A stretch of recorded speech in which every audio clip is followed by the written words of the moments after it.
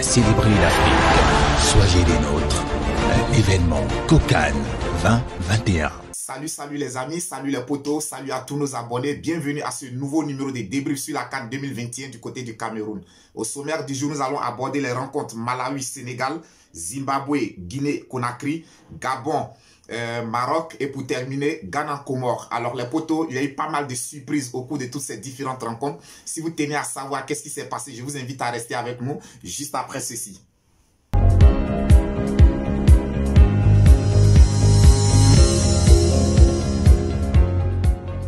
Alors les potos, nous allons tout de suite commencer le tour de cette vidéo par l'opposition Malawi-Lion de la Teranga du Sénégal. Alors sachez qu'avant cette rencontre, le Sénégal était deuxième de son groupe avec 4 points, c'est-à-dire une victoire, un match nul, tandis que la Guinée-Conakry occupait la première place. Alors il fallait obligatoirement pour les Lions du Sénégal, s'ils voulaient se qualifier pour les huitièmes de finale, faire obligatoirement un match nul. Alors d'entrée de jeu, tout de suite, moi j'ai vu en première mi-temps, j'ai vu une équipe du Sénégal qui est entrée timidement dans son match. J'ai vu une équipe du Sénégal qui n'arrivait pas à dominer son adversaire, à prendre le dessus sur son adversaire.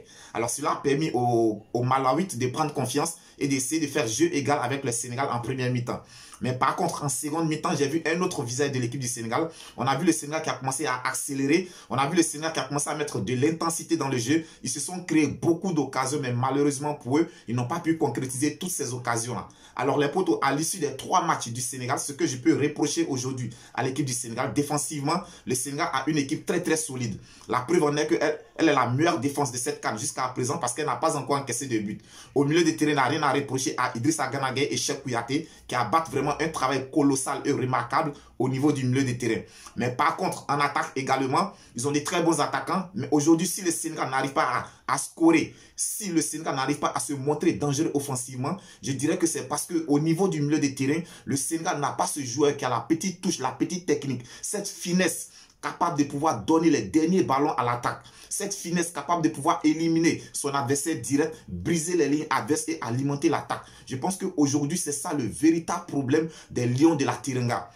Au milieu des terrains. Parce que quand je regarde le Sénégal évoluer, j'ai l'impression que tout repose sur Sadio Mané. Sadio Mané est obligé de venir au milieu des terrains, organiser le jeu, prendre des ballons. Alors, il est difficile dans ce genre de figure qu'il puisse se retrouver à la conclusion ou bien même quand il est à la conclusion, il arrive devant les buts tout épuisé. Il est difficile pour lui de pouvoir scorer. Nous le savons tous, c'est un magnifique joueur. Il n'est pas avare dans les efforts, donc il participe aux tâches défensives de son équipe en même temps aux tâches offensives.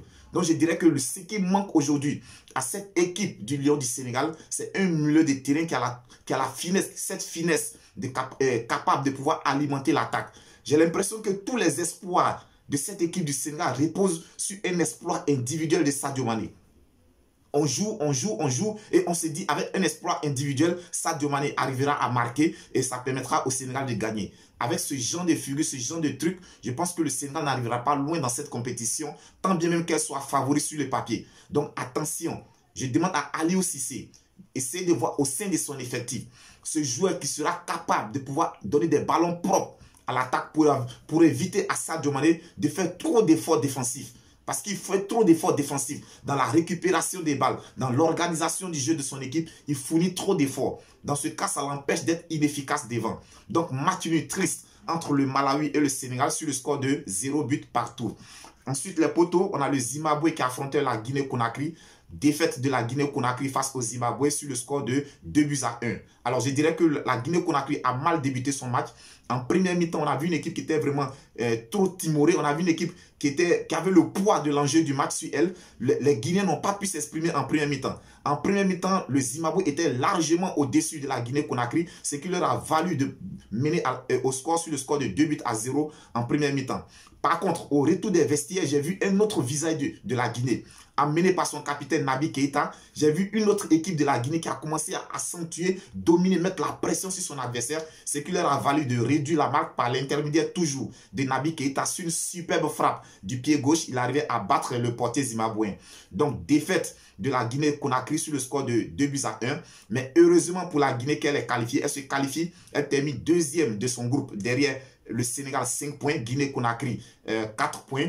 Donc ça permet aux Guinéens de se qualifier pour les huitièmes de finale. Alors sachez aussi que dans ce groupe, on a le Malawi qui termine avec 4 points. Ben, malheureusement pour les Malawites, lors de la confrontation directe contre la Guinée-Conakry, ils avaient été battus par la Guinée-Conakry. Mais avec les 4 points, on espère qu'ils seront repêchés parmi les meilleurs troisièmes. Donc on attend de voir. Sinon, qualifiés dans le groupe C pour les huitièmes de finale, nous avons le Sénégal et la Guinée-Conakry. Ensuite, les potos, sachez que dans le groupe C, on a le Gabon qui affrontait le Maroc. Alors, toutes ces deux équipes étaient assurées d'être qualifiées pour les huitièmes de finale en cas de match nul. Et donc, moi, à vrai dire, d'entrée de jeu, je m'attendais à un match ennuyant. Je m'attendais vraiment à un match sans enjeu. Mais ça n'a pas été le cas parce que les deux équipes ont produit du très, très bon football. C'était une rencontre agréable à suivre. En première mi-temps, j'ai vu une équipe du Maroc, dès les 15 premières minutes, qui avait la possession de balle, qui dominait son adversaire, qui s'est créé les premières occasions. Mais malheureusement pour le Maroc, à la 22e minute, sur une glissade de son défenseur central, Soufiane Chaka, alors le ballon échouait dans les pieds de l'attaquant gabonais qui partait battre le portier marocain. Donc en première mi-temps, le Maroc a dominé, mais les meilleures occasions ont été à l'actif du Gabon. Donc ça c'est normal, tout à fait normal qu'à la mi-temps, le Gabon menait sur le score de 1-0. Alors au retour des vestiaires, j'ai vu une équipe du Maroc qui a accentué son jeu, qui a commencé à mettre de l'intensité. Il y avait beaucoup de mouvements et là, Vaïd a procédé à certains changements. Il a fait entrer Sofiane Boufal, il a fait entrer pas mal de joueurs. Alors ce que je reproche aujourd'hui à Vaïd, c'est vrai que le Maroc était déjà assuré d'être qualifié. Mais assuré d'être qualifié dans ce genre de rencontre, dans ce genre de tournoi, il est mieux, il est préférable de terminer premier de ton groupe afin d'éviter des grosses têtes en huitième de finale. Donc je pense que si Vaïd avait voulu mettre certains cadres au repos, il aurait fallu débuter cette rencontre avec toute son équipe type. Et comme ça, une fois que le Maroc menait au score, tu pouvais procéder à des changements pour mettre certains cadres au repos. Mais ça n'a pas été le cas, c'est l'effet contraire qui s'est produit. Il a fallu attendre que le Maroc soit en difficulté avant de faire entrer ses joueurs cadres. Et je pense que dans ce cas de figure, ils ont fourni encore plus d'efforts parce qu'il fallait revenir obligatoirement à la maxime. Le Maroc voulait terminer premier de son groupe. Donc je pense que ça a été chose faite par un penalty obtenu par Soufiane Boufal qui a été magnifiquement transformé. Le Maroc revenait à la marque sur le score de 1 but partout.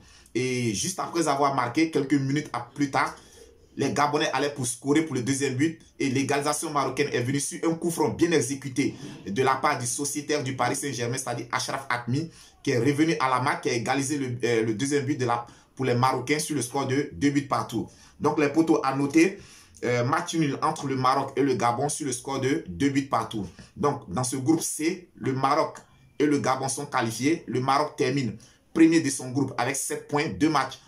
Et en 3 matchs, 2 victoires, un match nul. Tandis que le Gabon termine deuxième avec 5 points, 1 victoire, 2 matchs nuls. Et ensuite, on avait le Ghana qui affrontait le Comore. Victoire du Comore aux dépens des Black Stars du Ghana sur le score de 3-2. Les potos, je dirais, c'est la première grande surprise de ce tournoi. Le Ghana est éliminé dès les premiers tours et surtout le Ghana termine dernier de sa poule. Les potos, c'était jamais arrivé au Black Stars du Ghana. Je pense que là, ça va faire vraiment un très très gros bruit du côté du Ghana. Donc, à noter l'élimination précoce du Ghana dès les matchs de poule. Le Ghana termine dernier de sa poule. Alors, les potos, c'était tout pour ce soir. J'espère avoir fait le tour de toute la question. Si tu n'es pas encore abonné à notre chaîne, n'hésite pas à t'abonner. Abonnez-vous, abonnez-vous, abonnez-vous. Partagez, likez, commentez. Viking Débrief Connaisseur connaît. C'est votre chaîne, c'est notre chaîne. C'est la chaîne de tous les amoureux du football. C'est la chaîne des amateurs de football. Alors d'ici là, potos, portez-vous bien. On se dit à très très bientôt pour d'autres débriefs.